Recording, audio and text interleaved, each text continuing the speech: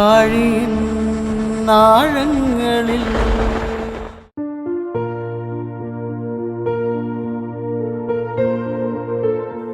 കടലിൻ്റെ ആഴങ്ങളെ തൊട്ടറിഞ്ഞ മത്സ്യത്തൊഴിലാളികളുടെ ആത്മീയ അനുഭവങ്ങളിലൂടെയുള്ള യാത്ര ആഴിയിൻ ആഴങ്ങളിൽ. ആഴിയിൻ ആഴങ്ങളിൽ. ഇത് വല്യേരിയാൻ ഐസക്, അഞ്ചുതെങ്ങ് മാമ്പള്ളി സ്വദേശിയാണ്. കടലിലും കരയിലുമായി നിരവധി ആത്മീയ അനുഭവങ്ങളിലൂടെ കടന്നുപോയിട്ടുള്ള ഇദ്ദേഹം നല്ലൊരു വിശ്വാസി കൂടിയാണ്. വിശ്വാസം മുറുകെ പിടിച്ചുള്ള ജീവിതത്തിൽ നിരവധി പ്രതിസന്ധി ഘട്ടങ്ങളിലൂടെ കടന്നുപോയിട്ടുണ്ടെങ്കിലും ദൈവകൃപ പലതവണയും തുണയ്ക്കെത്തി. ആഴിയിൻ ആഴങ്ങളിലൂടെ മനസ്സ് തുറക്കുകയാണ് വല്യേരിയാൻ ഐസക്.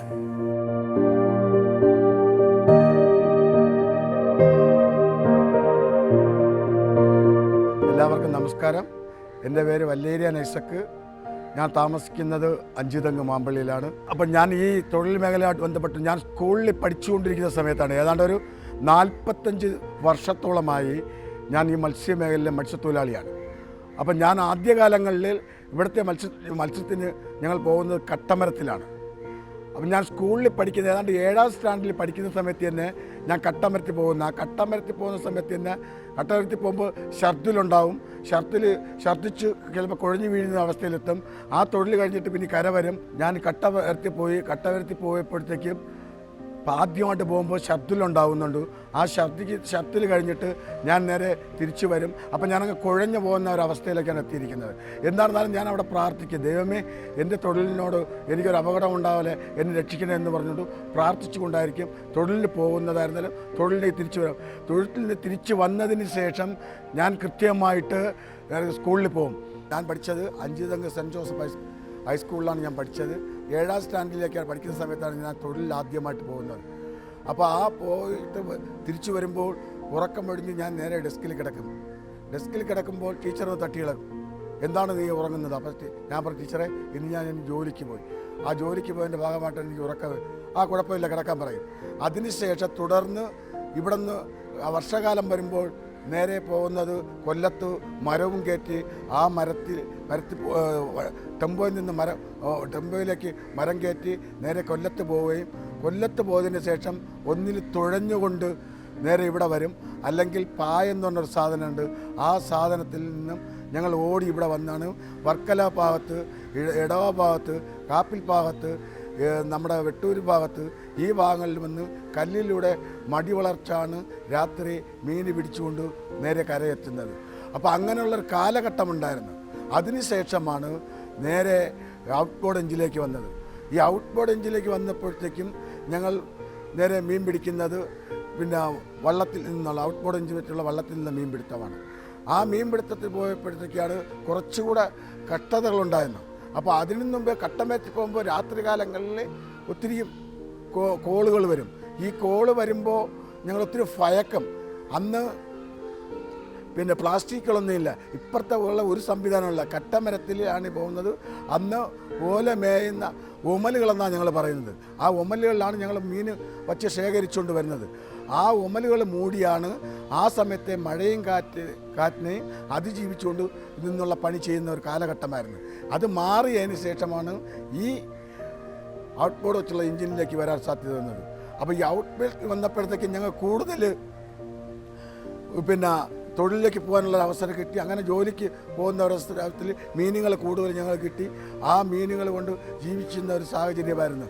ആ സാഹചര്യത്തിലാണ് ഒത്തിരി ഭയമായിരുന്നു ആ സമയത്ത് വന്നിരുന്നത്. കാരണം ഞങ്ങൾക്ക് ആ വള്ളങ്ങളിൽ പോകുമ്പോൾ കൃത്യമായിട്ട് ഇവിടെ നിന്ന് ഇറങ്ങാൻ പോകുന്ന സമയത്ത്, അത് കട്ടമരത്തിലായിരുന്നാലും ശരി വള്ളങ്ങളിലായിരുന്നാലും ശരി, ഇവിടെ നിന്ന് ഇറങ്ങാൻ പോകുന്ന സമയത്ത് ദൈവത്തെ വിളിച്ചുകൊണ്ടാണ് ഞങ്ങൾ പോകുന്നത്. നേരെ കടലിലേക്ക് പോകുമ്പോൾ ഈ കടലടിക്കുന്നതിൻ്റെ അപ്പുറത്തൊക്കെ മാറിപ്പോകണമെന്നുണ്ടെങ്കിൽ അവിടെ നിന്നും ദൈവത്തെ വിളിക്കും. അതിനുശേഷം വല കൊണ്ടിറക്കുന്ന സമയത്ത് ദൈവത്തെ വിളിക്കും. അതിനുശേഷം ഒന്നും കിട്ടിയില്ലെങ്കിൽ ദൈവമേ ഞങ്ങളെ പരിപാലിക്കണേ, ഞങ്ങൾക്ക് നാളത്തെ ദിവസം അല്ല ഇന്നത്തെ ദിവസം ഞങ്ങൾക്ക് എന്തെങ്കിലും കിട്ടുവാനുള്ള ഒരു അവസരം തരണമെന്ന് അവിടെ ഇരുന്ന് അതും പ്രാർത്ഥിച്ചു. എന്തെങ്കിലും കിട്ടുന്നത് വരെ പ്രാർത്ഥിച്ചു പോകുന്നൊരു സാഹചര്യമായിരുന്നു. അങ്ങനെ ഞങ്ങൾ തീരക്കടലിലേക്ക് പോവുകയും പിന്നെ അത് ആഴക്കടലിലേക്ക് കടലിലേക്ക് പോവുകയും അങ്ങനെ മത്സ്യബന്ധനം കുറച്ചുകൂടെ മെച്ചത്തിലേക്ക് വന്നാണ് ഇത്രയും കാലം അതിനുവേണ്ടി ഞങ്ങൾ ജീവിച്ച് ഇന്നൊരു പുരോഗതിയിലേക്ക് എത്തിയിട്ടുള്ള അവസ്ഥയിലേക്കാണ് ഞങ്ങൾ പോകുന്നത്. കാരണം ഞങ്ങൾ ഈ മീൻ പിടിക്കുമ്പോൾ മീൻ കിട്ടിക്കഴിഞ്ഞാൽ ഇവിടെ കൊണ്ടുവന്ന് അത് വിൽപ്പനയ്ക്ക് നടത്തി. അന്നൊന്നും വിലയില്ലായിരുന്നു. അന്ന് ഏതാണ്ട് 50 പൈസ, 1 രൂപ, 2 രൂപ ആയിരുന്നു അയലയുടെ വില. അന്ന് ഞങ്ങൾ കൊണ്ടുവരുന്ന മീനുകൾക്ക് അതിനുള്ള വിലകൾ മാത്രമേ ഉള്ളൂ. അതിന് ശേഷമാണ് ഞങ്ങൾ പിന്നെ കുറച്ചുകൂടെ വെച്ച അന്ന് ഇവിടുത്തെ ഇന്ധന വില 5 രൂപ ആയിരുന്നു. ഇന്ന് ആ ഇന്ധന വിലയ്ക്ക് 110 രൂപ 115 രൂപ ഇരിക്കുന്ന സാഹചര്യത്തിൽ 5 രൂപ ഇന്ധന വിലയ്ക്കുള്ള സമയത്താണ് ഔട്ട്ബോർഡ് എഞ്ചിൻ വെച്ചുകൊണ്ട് അത് യമഹ, മറീനറി ഇങ്ങനെയുള്ള കമ്പനികളുടെ എഞ്ചിന് വെച്ചുകൊണ്ടാണ് ഞങ്ങൾ തൊഴിലിന് പോയി കിട്ടുന്ന മീൻ ആ സമയത്ത് കൊണ്ട് കര വന്നതിന് ശേഷം ഞങ്ങൾ ആ സമയത്ത് വിറ്റ് എടുക്കുന്നു. കുടുംബ പ്രാർത്ഥന എപ്പോഴും ഉണ്ടാവും. ഞാൻ ഇവിടെയാണ് കെട്ടിയത്. എൻ്റെ ഭാര്യ ഈ കായ്ക്കര ഭാഗത്തുള്ളതാണ്. ഞാൻ കുടുംബ പ്രാർത്ഥനയിൽ പങ്കെടുക്കും. ഞങ്ങൾ കുടുംബമായിട്ടിരുന്ന് പ്രാർത്ഥിക്കും, ദൈവത്തെ വിളിക്കും. അതൊരു പ്രത്യേക അനുഗ്രഹം ഞങ്ങൾക്കുണ്ടായി.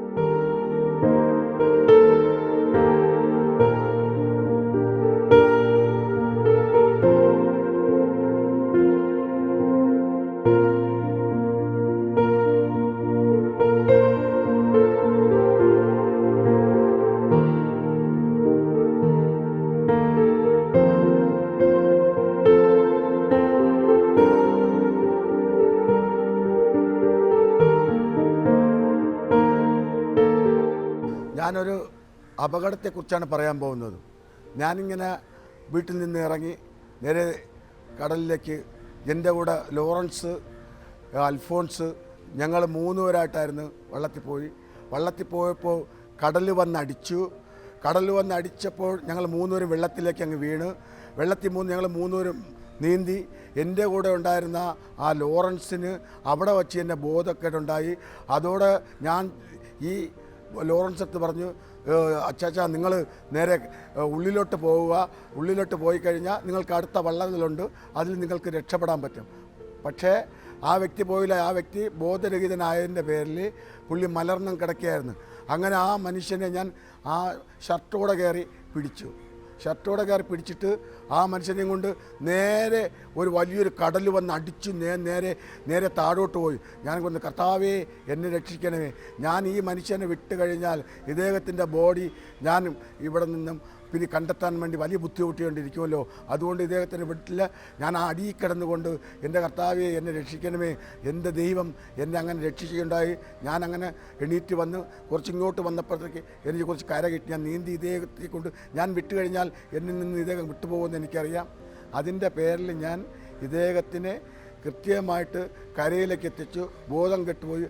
അതിനുശേഷം ഇദ്ദേഹത്തെ ആശുപത്രി കൊണ്ടുപോയതിന് ശേഷമാണ് ഇദ്ദേഹം രക്ഷപ്പെട്ടത്.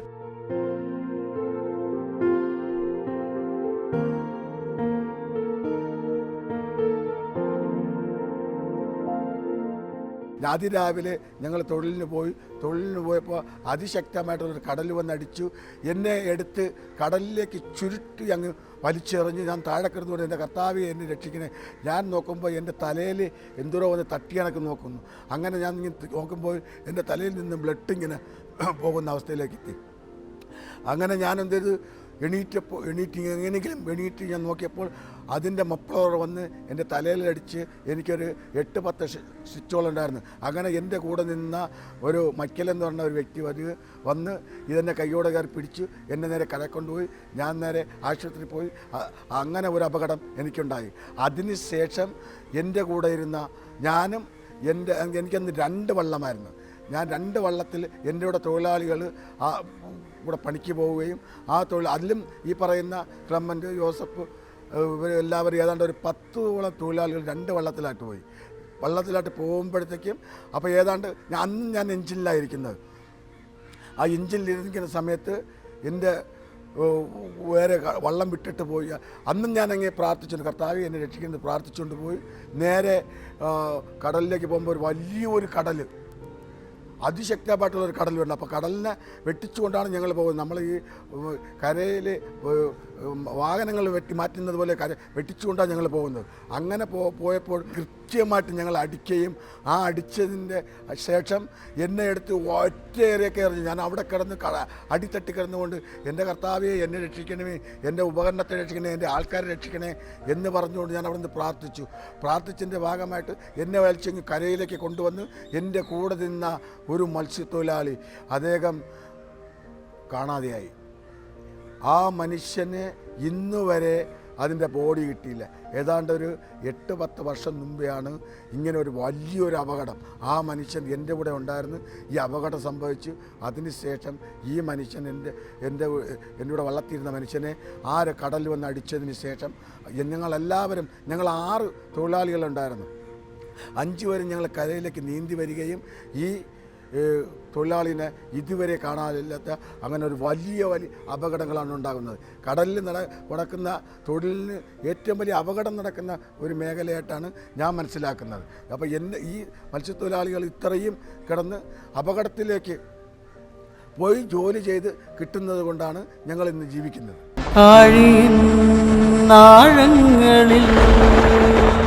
ഞാനൊരു ദൈവവിശ്വാസിയാണ്.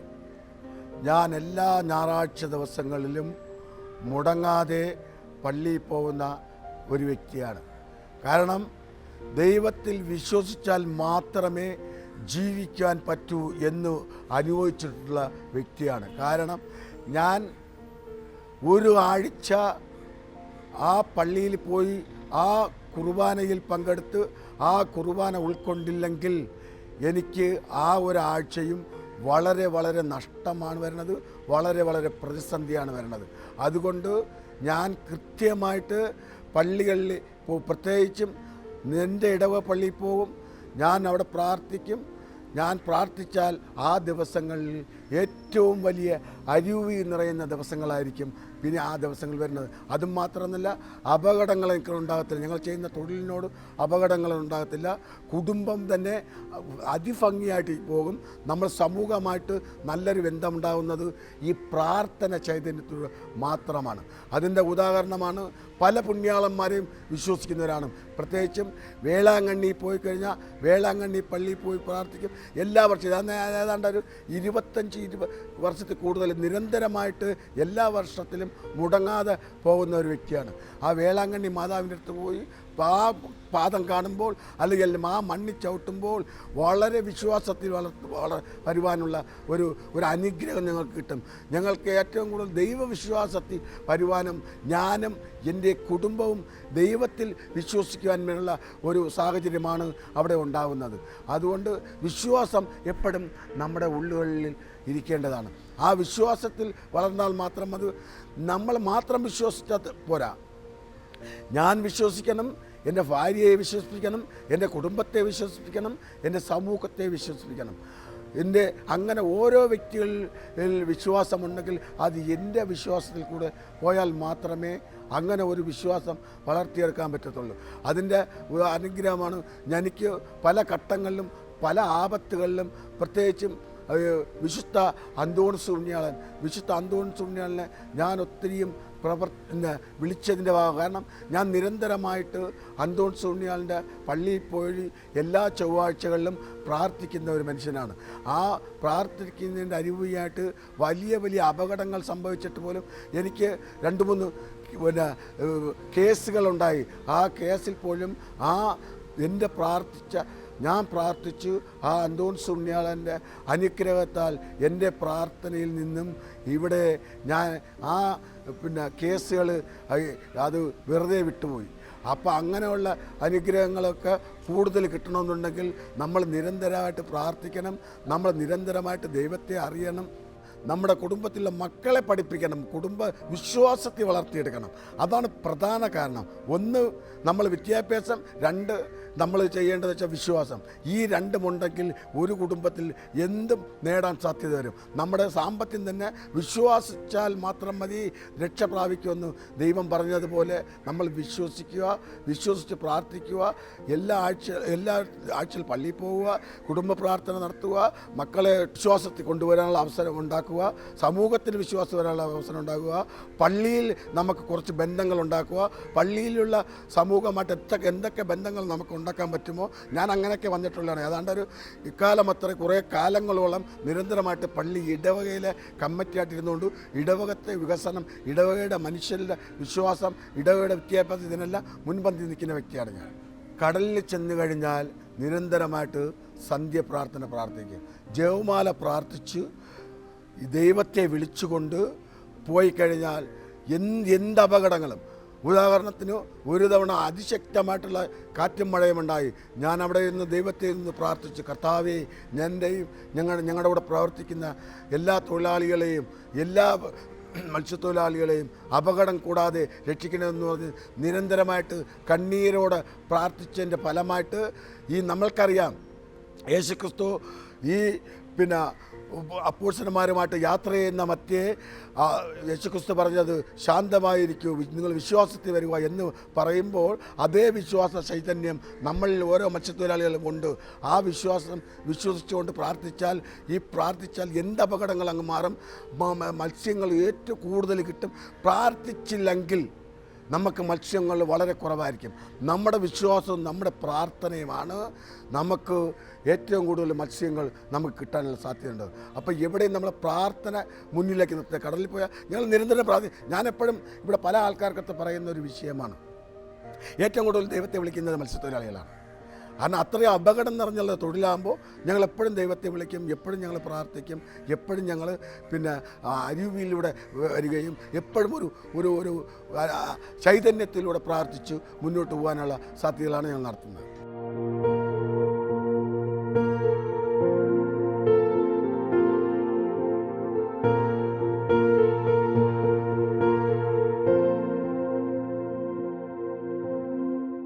നിരന്തരമായിട്ട് മത്സ്യം പിടിക്കാൻ പോകുന്നതിനും മുമ്പേ നേരെ പടത്തിൻ്റെ മുമ്പേ പോയി ബൈബിൾ തുറന്നുകൊണ്ട് ഓരോ അപ്പോസ്തലന്മാരുടെയും എഴുതി വച്ചിരുന്ന ഓരോ കണ്ണികളെടുത്തുകൊണ്ട് പ്രാർത്ഥിച്ചു. ആ പ്രാർത്ഥന ചൈതന്യത്തിൽ ഞങ്ങൾ കൂട്ടായ പ്രാർത്ഥനയിൽ നിന്നും നേരെ കടലിലേക്ക് വിടാം. അപ്പം നേരത്തെ വീട്ടിൽ തുടങ്ങിയ പ്രാർത്ഥനയാണ്. ജോലിക്ക് പോകുന്നതിന് തൊട്ട് മുമ്പേ, അല്ലെങ്കിൽ നമ്മൾ ഒരു യാത്രയ്ക്ക് പോകുന്നതിന് തൊട്ട് മുമ്പേ ബൈബിൾ തുറന്നു വച്ചു പ്രാർത്ഥിക്കും. ആ പ്രാർത്ഥന എപ്പോഴും കൃത്യമായിട്ട് ഞങ്ങൾ പോകുന്ന തൊഴിലിനായിരുന്നാലും അല്ലെങ്കിൽ നമ്മൾ പോകുന്ന സമൂഹമായിട്ട് ബന്ധങ്ങളായിരുന്നാലും വലിയ ഒരു ചൈതന്യത്തിലേക്കാണ് പോകുന്നത്. ഞാൻ തന്നെ പ്രത്യേകം പറയുകയാണെന്നുണ്ടെങ്കിൽ എവിടെ യാത്ര ചെയ്താലും ഞാൻ ജപമാല പഠിച്ചുകൊണ്ട് പോകുന്നൊരു വ്യക്തിയാണ്. ജപമാല എന്നൊക്കെ പഠിച്ചുകൊണ്ട് പോവുമോ അന്നൊക്കെ ഞാൻ എടുക്കുന്ന ഉദ്ദേശങ്ങൾ, ഞാൻ നിർദ്ദേശിക്കുന്ന ഉദ്ദേശങ്ങൾ എപ്പോഴും പൂർത്തീകരിക്കുന്നത് ഞാൻ അത്ര വിശ്വസിച്ച് പോകുന്നൊരു വ്യക്തിയാണ്. ബൈബിളിലൂടെ മാത്രം വിശ്വസിച്ചു പോകുന്ന വ്യക്തിയാണ് ഞാൻ. ജപമാല പഠിച്ചുകൊണ്ടാണ് യാത്ര ചെയ്ത് പോയാൽ ഒരു അപകടങ്ങൾ ദൈവം ഇത് അങ്ങനെ ഉണ്ടാക്കത്തില്ല. ഞാൻ പോകുന്ന എന്ത് ഉദ്ദേശമുണ്ടോ ആ ഉദ്ദേശം പരിപാലിക്കുന്നത് ഈ ബൈബിൾ വായനയിലും ഈ ജപമാലയിലും കൂടി മാത്രമാണ്.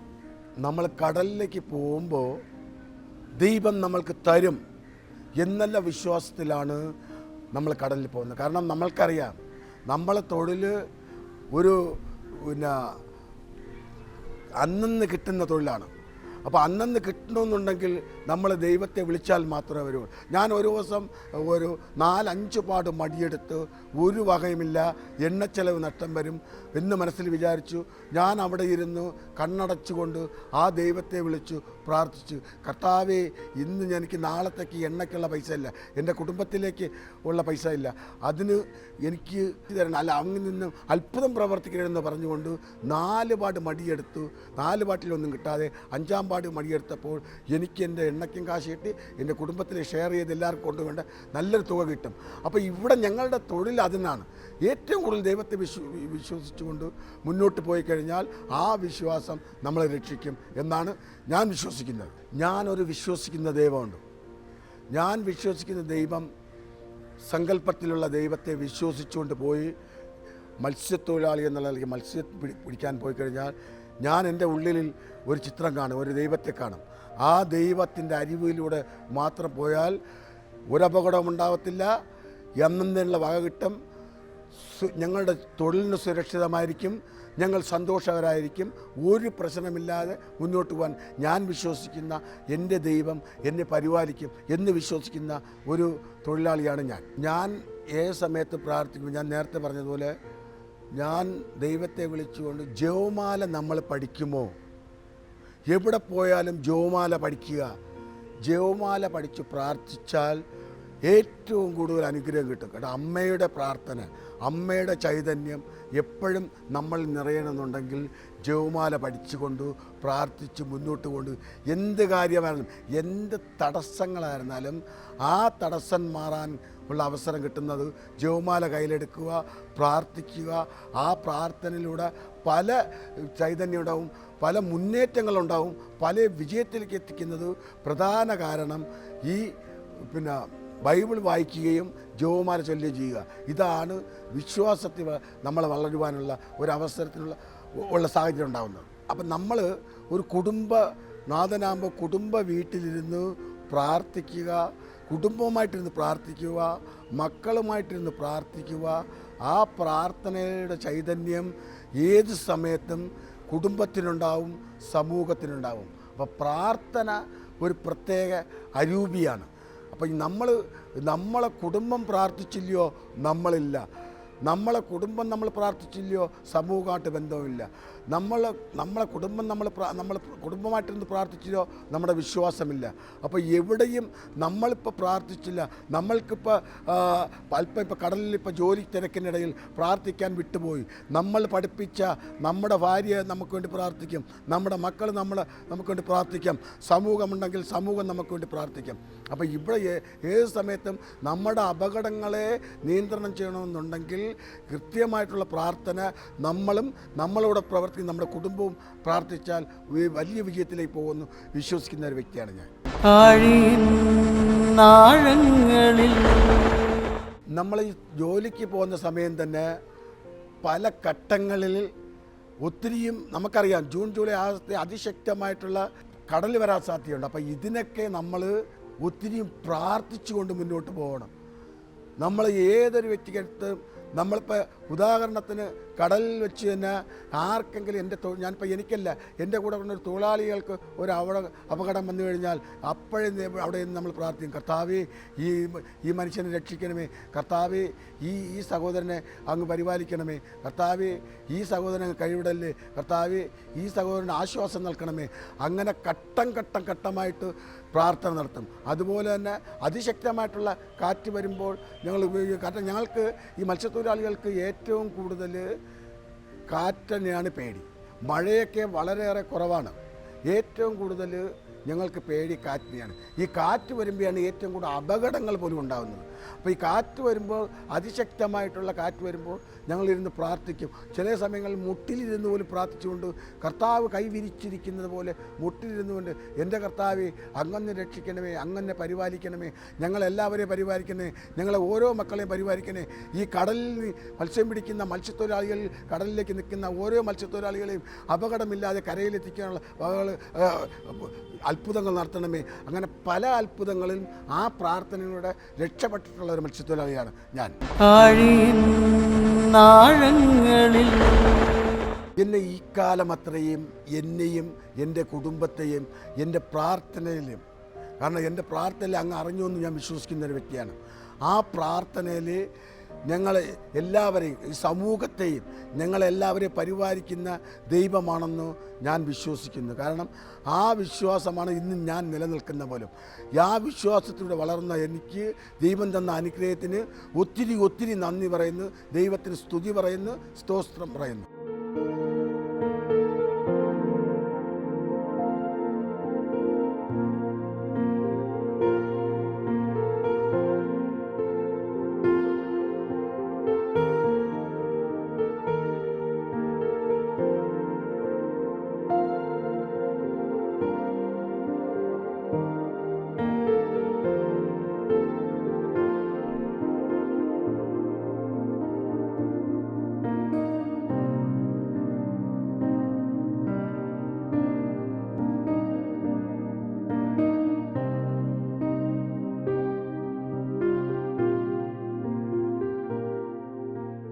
നന്ദി.